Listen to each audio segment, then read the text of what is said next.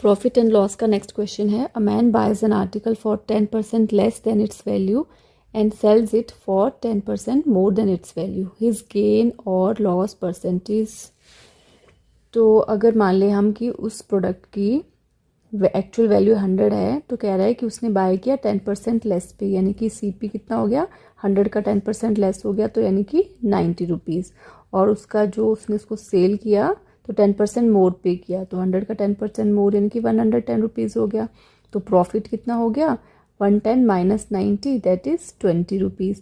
और अगर profit percentage निकालनी है तो profit upon CP multiply by 100, तो आ गया 200 अपॉन 9, तो दैट इज़ 22 होल 2/9%, यानी कि ऑप्शन होगी हमारी more than 20% of the profit.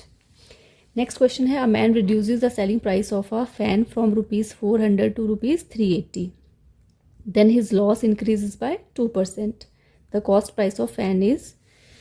तो देखिए 2%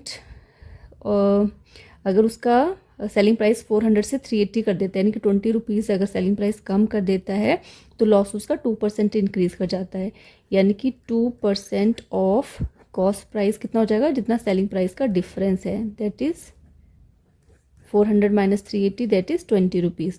तो 2% ऑफ सीपी आ गया 20, यानी कि कॉस्ट प्राइस कितना आ गया 20/2 इंटू 100, तो ये आ गया आपका ₹1000।